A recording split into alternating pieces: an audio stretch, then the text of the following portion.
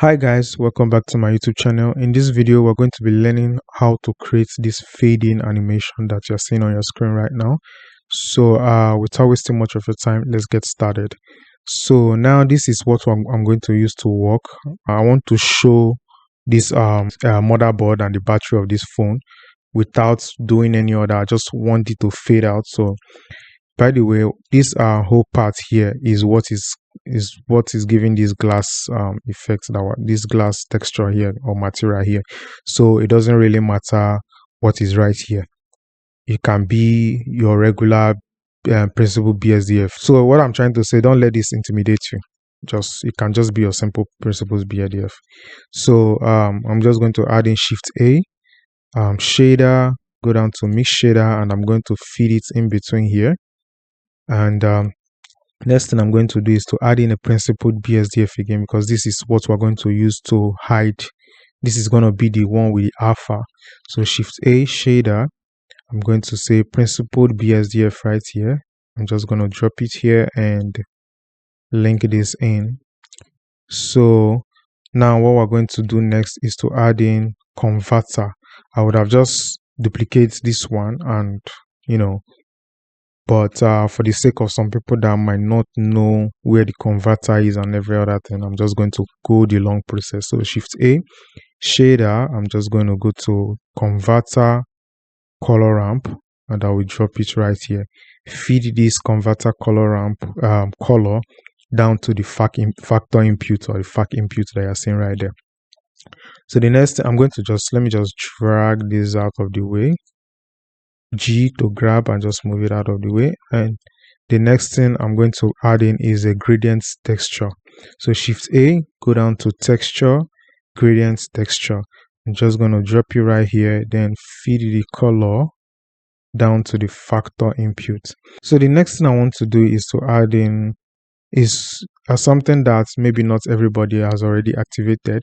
It's called the node wrangler, but for the sake of some people, maybe some have not really activated. Let me not go and do something and you start asking, how did I get that? So the node wrangler, you need to come over to edit, down to preferences, and you add on search node wrangler right here.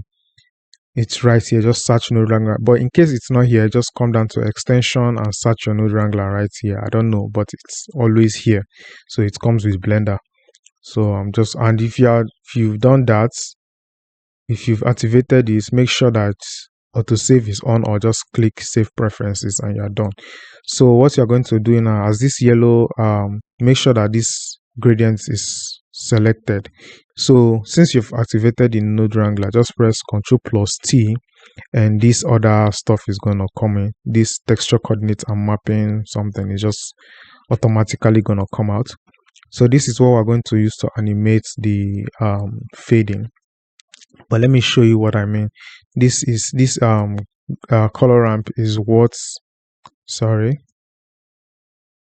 as you can see, this is this is the dark black side and this is the light side, but we're not going to make it this sharp. We want it to be soft. So but I'm just going to leave it for now. So let me just see what I'm doing. And in the mapping, this is where we're going to do the whole animation. In the mapping, we're going to rotate this, rotating this at I think let's say 90 degree, for example. Just checking. Okay, Ctrl Z. We just can't really, well, let me just use any number, just wing it and see which. Okay, all right, so we're going to say minus 90 degree, and there you have it. Now it's now going the direction we want it to go. All right, let's go back to this and just bring it backward. Now we have this fading animation. So this fading thing going on here. So what we're going to use to move this is using this x-axis. This is what we're going to use to control the whole animation. So I'm just going to right click to cancel that. All right, so to make this invisible, like we won't be seeing the screen, but we'll be seeing what is behind the screen, we're just going to come to this BFDF that we've added and just reduce this alpha down to 0. So what this is now saying is we're moving this from screen to this alpha, which is no longer showing. So first, we're just going to make sure everything is showing, which is high number, let's say 8.4, and we're just going to add in our put the in the points the side we want it to be. So let's say 27 is where we want the animation to start. Then while our cursor is hovering over the location, you press I, and we've added keyframe. I don't know why the diamond icon is not showing, but we've added it. That's why this yellow stuff is here. So we're going to go to a point where we want the animation to end. So let's say 75.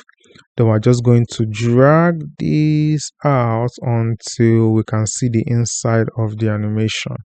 As you can see, this is the same thing I did for the text, but I'm going to show you how I did it for the text. It's still the same process, but I'll still talk about it. Anyway, now that I've dragged in, make sure that this is not showing yellow, because if it's showing yellow, it means you have not yet added keyframe for this point. So now we're going to, while the cursor is hovering on it, just press I to put your keyframe there. So if we go back, you can see, just play this, and you can see there. If you render this, it's going to be smoother. My computer is crying right now because of the screen recorder that I'm using and everything. So that is how you do it for this animation. If you want it slower, you put your playhead right at the very end and every other thing. So this is the same thing I did for this. As you can see, it's the same thing I did. So now I'm going to show you guys using a different object. So I'm just going to bring in Shift A, bring in a new, let me just say cube, scale this downward. Let me just use it to cover the phone. So I'm just going to view camera, and let's go over to, all right, let's leave it like this. So now we're just going to add in for this, there's no node here, so we're just going to create new material. So this is what, let me just change this to red, and I think let me increase lighting. Let me increase light so we can see what we're doing. I'm just going to increase this to 50, and let's see, view camera, and all right, so this is what we want to use. And now I'm just going to move this aside, bring in a new shader, mix shader, drop it in between here, then Shift A, bring in shader again, principal BSDF, which I'm just going to drop right here and drop it right here. So the next thing, I'm going to bring in converter color ramp, then connect color of the color ramp down to the factor input of the mix shader. Then the next thing is to add in texture, gradient texture right here, feed the color down to the factor input of the color ramp. Then now that you've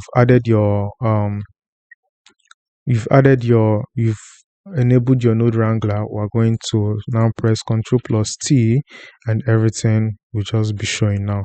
So now I'm just going to go down here and reduce the alpha input down to 0.